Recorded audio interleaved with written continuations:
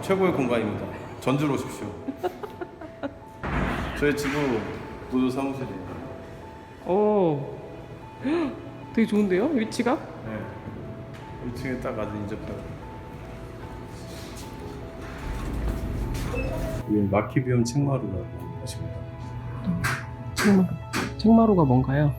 책마루는 일반적으로 그 도서관을 저기 국립무형유산원 전체적으로 마루라고 하는 명칭을 붙여서 옛 이름을 붙여서 쓰고 있는데요.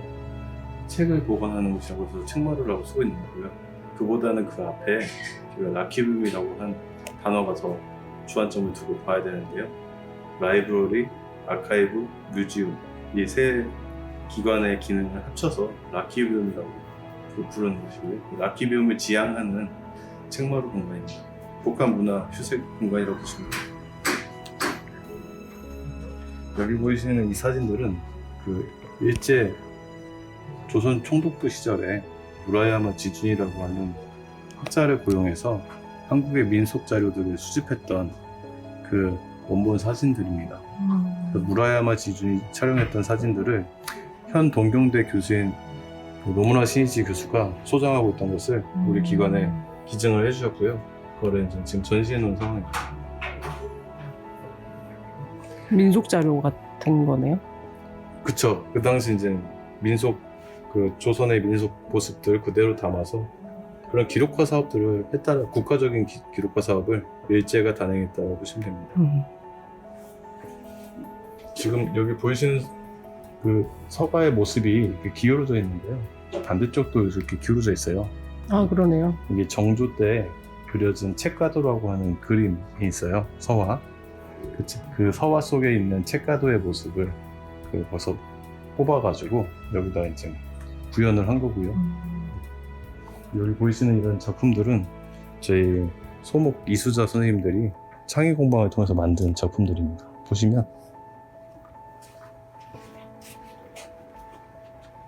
작품명은 소리내지 않고 흐른다라고 하는 소목 이수자 선생님께서 만드신 책장이고요. 보시면 이제 나무들 이렇게 짜맞춤을 한 것인데 지금 보시면은 나무가 섞인 게 아닌 것처럼 느껴지잖아요. 여기는 나비목 이렇게 했고요. 강의 표현을 일단 좀 둘러보니까 아카이브 규모가 대단한데요. 평소 기록 연구자로서 생각하는 기록의 의미는 뭔가요? 기록은 우리 삶의 모든 행위에 대한 결과이기도 하고 과정이죠. 과정으로서 생각하는 이거 너무 어렵다. 아까 되게 쉽다고 생각했는데 되게 어려운 질문이네요. 기록은 사람이 기록하는 것을 어딘가 매체에다 담는 행위를 기록이라고 하는데 기록은 우리 삶의 전부라고 생각이 듭니다.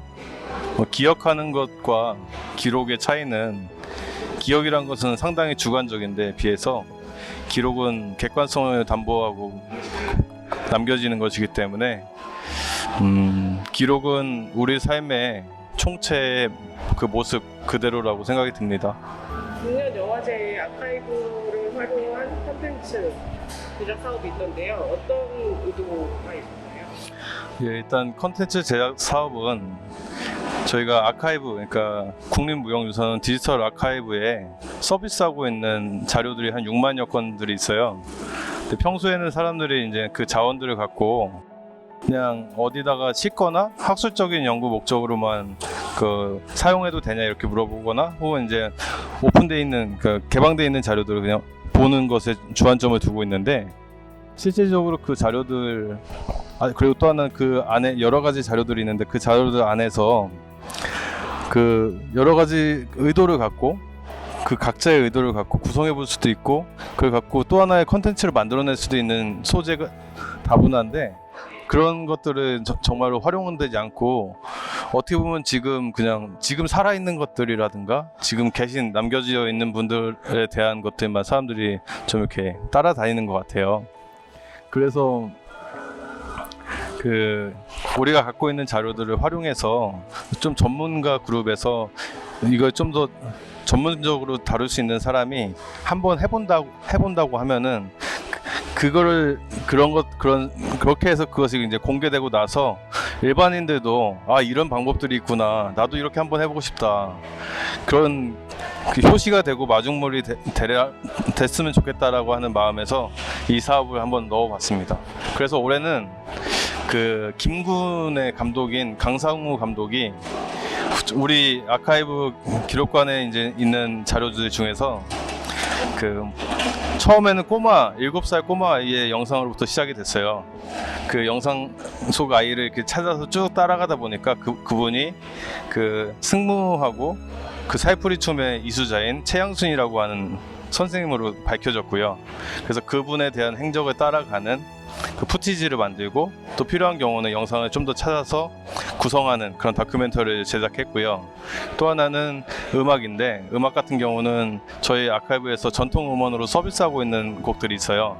그 중에서 한 3곡 정도를 뽑아서 그 전북 지역에서 활동하는 뮤즈그레인이라고 하는 밴드가 있는데, 거기서 세 곡에서 모티브를 바꾸거나 혹은 그 가사를 이용하거나 하는 방식으로 그 미니 앨범을 제작을 했어요. 예. 내년에도 이 국제 무형유산 영상 축제가 계속 될 텐데 또 해보고 싶은 기획이 있으면 말씀해주세요.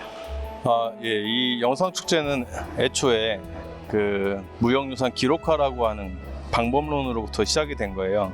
이게 62년에 정부가 이제 구축이 되고 얼마 지나지 않아서 62년에 사라지고 있는 민속들, 막 현대화되는 사회 안에서 사라질 것 같은 그런 민속들을 62년에 16mm 영화 필름으로 다 국가가 기록하기 시작합니다. 그러고 나서 69년에 한국민속종합조사라고 하는 사업이 발족을 하고, 그것이 2010년까지 이어졌어요. 그런데 이제 요즘, 그때는 이제 처음에는 어떻게 보면은 릴테이프라고 하는 음성으로만 담았었고, 그리고 사진으로 담았었고, 현장에 조사자들이 가서 그것을 묘사하듯이 작성하는 수고본 정도로 남았던 것들이 이제는 영상을 넘어서 좀 더 다양한 매체들로 발전을 하고 있단 말이죠. 그런 시점에 무형유산이 발족을 한 것이고, 그런 시점에 그러면 무형유산에 대한 기록하는 어떤 방향으로 나갈 것이냐라고 하는 그 문제의식과, 또 하나는 이런 것들을 대중들과 어떻게 공유할 것이냐라고 하는 문제의식에서 영상 축제가 시작이 된 거란 말이죠.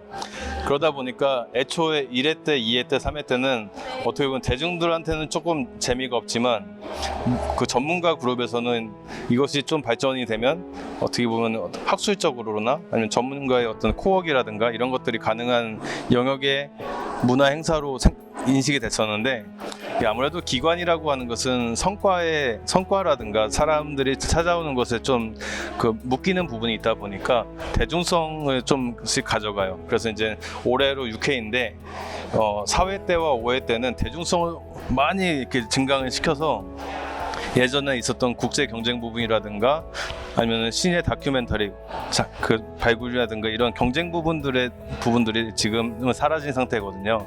그래서 내년도 사업을 할 때는 그런 학술적인 요소라든가 그 국제 경쟁 부분이라든가 시내 우리 국내에서 이제 무형유산 관련된 다큐멘터리를 제작하시는 분들이라든가 이런 부분들에 대한 작품들을 받아서 그 경쟁 부분으로서 이제 그 어떻게 보면 정말 영화제로서의 그 면모를 가져가는 부분들을 약 한 40% 정도? 올해는 제가 아카이브 지원 사업을 해서 한 10% 정도를 했다라고 생각이 된다면, 제가 마찬가지로 내년에도 하게 된다면 내년에 한 약 35%에서 40% 정도는 전문가와 그 주변에 있는 사람들의 영역으로 남겨주고 싶습니다. 저희 다 왔어요? 요 강을 건너면 건너버에 신발 가게가 있다. 근데 우리는 여기까지야. 둘이서 갈 수 있겠니? 그럼요. 당연하죠. 걱정 마세요. 얘들아 있잖니?